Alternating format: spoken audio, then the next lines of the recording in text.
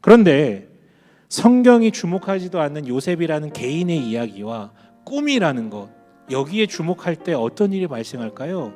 잘못된 해석을 하면 잘못된 행실, 잘못된 결과가 따라올 수밖에 없거든요. 그래서 등장한 게 아까 얘기했잖아요. 우리 90년대, 00년대 비전이 막 유행했다고. 그래서 등장한 게 뭐냐면 비전 강요예요. 비전 강요. 비전을 가져야 한다. 꿈을 꿔야 한다. 하나님이 복 주신다. 이 비전 강요가 반복되다 보니 두 가지 부작용이 일어나요. 첫째는 이 비전 강요를 받아들였던 사람들.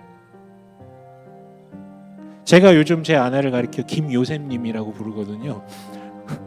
너무 주무셔. 그래서 꿈꾸러 가시는구나. 제발 로또 좀 번호 좀 알려주시면 좋겠다. 제가 어찌 봉황의 뜻을 알겠습니까?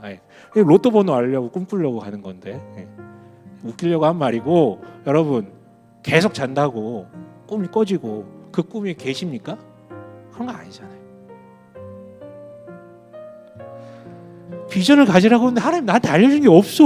보여주신 게 없어. 들려주신 게 없어. 근데 비전을 가져야만 한대.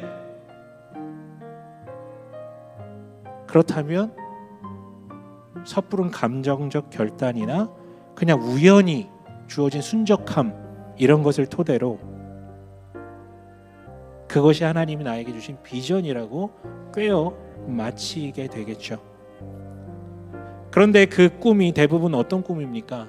대부분 본인이 평소에 열망하던 것이 하나님의 비전으로 둔갑하는 거예요. 심지어 어떤 것도 사역, 선교 이런 것도요.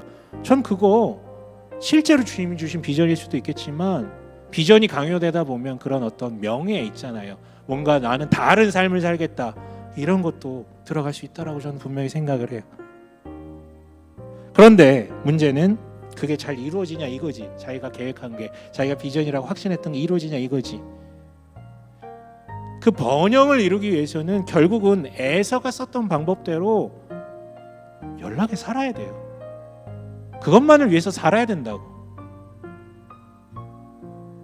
근데 에서는 능력이 있었기 때문에 그걸 성취한 거죠. 근데 에서 정도의 능력을 우리가 다 갖고 있냐고요? 없잖아. 그러니까 자기 인생 허비하고 나중에 어떻게 됩니까? 나중에서야 비로소 해석이란 걸 하려고 하는 거예요. 나중에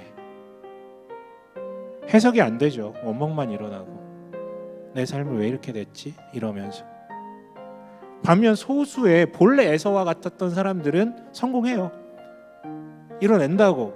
그래놓고 어떻게 하냐면 지금까지 이것을, 이 번영을 이루기 위해서 선택했던 수많은 비도덕적이고 비신앙적인 것에 대해서 면죄부를 줘요. 왜? 비전을 이뤄냈으니까. 이거는 결과적으로 하나님께서 나에게 허락하신 거 맞구나. 다 하나님이 하셨습니다. 이렇게 퉁쳐버리는 거죠.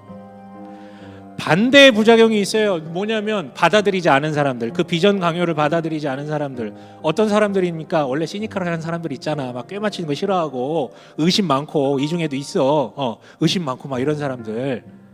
그것도 어떤 사람들? 원래 욕구가 그렇게 안 큰 사람들. 난 잘 모르겠는데.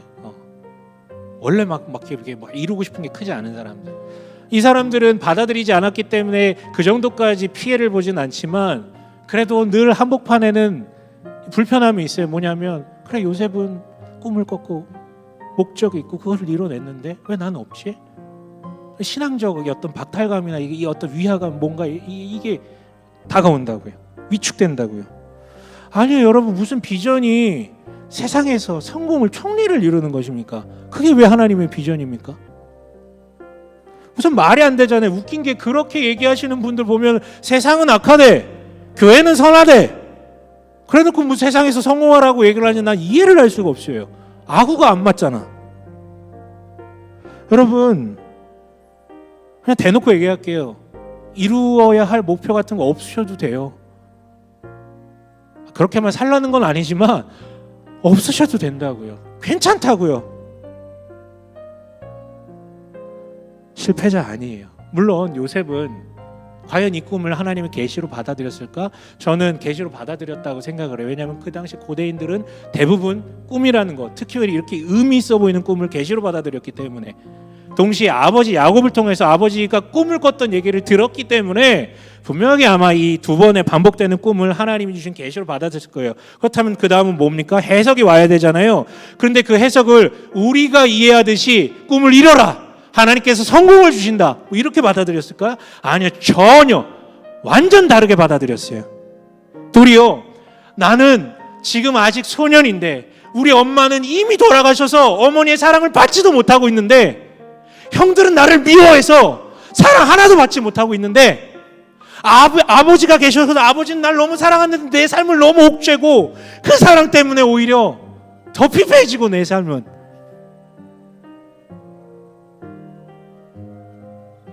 그런데 이 꿈이 나한테 다가왔어요. 성공이라고 해석했었겠어요? 이 꿈을 반드시 이루어야 된다라고 해석했었겠어요? 아니다, 하나님이 내 삶에 개입하시는구나, 난 사랑받지 못한다고 생각을 했는데 보여주시는구나, 내 인생의 목적을 갖고 계시는구나. 번영으로 해석한 게 아니라 함께 하심으로 해석을 하는 거죠. 그래서 뒤에 반복되어 나오는 그런 억울함의 순간들 있잖아요. 여러분, 만약에 요셉이 이 꿈을 번영으로 해석했으면 노예가 됐을 때, 감옥에 갇혔을 때, 사형 선고를 받았을 때 그때 제정신으로 살았겠습니까? 못 살죠. 그러나 함께 하심으로 해석을 했기 때문에 노예가 됐어도, 감옥에 갔어도, 성공을 해도 끊임없이 하나님의 함께 하심으로 해석을 했던 것이죠.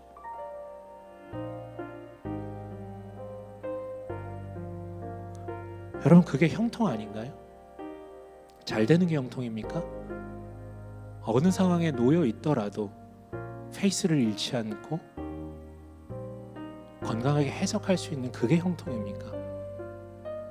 좀만 무슨 문제가 일어나면 낙담하는 게 형통입니까? 잘 되다가 주가 타듯이? 아니면 누구 앞에 있더라도, 어떤 상황 속에서라도 흔들림 없이 자기의 일을 포기치 아니하고 해나가는 게 형통입니까? 그런데 오늘 우리는 이 이야기가 요셉 개인의 이야기가 아니라 이스라엘의 이야기라고 얘기했잖아요. 확장해 보세요. 똑같아요. 에서의 족보에 비하면 이스라엘 너의 족보가 너무나도 비루한가? 땅이 없는가? 국가가 없는가? 가능성이 안 보이는가? 에서의 에돔처럼 목적이 뚜렷하지 않은가? 상관하지 말라. 그것 때문에 두려워하지 말라. 내가 이스라엘과 함께 하노라. 나는 너에 대한 계획이 있고 너를 통해 이룰 일이 분명히 있다. 그리고 나는 반드시 약속을 지켜서 너를 번성케 하리라.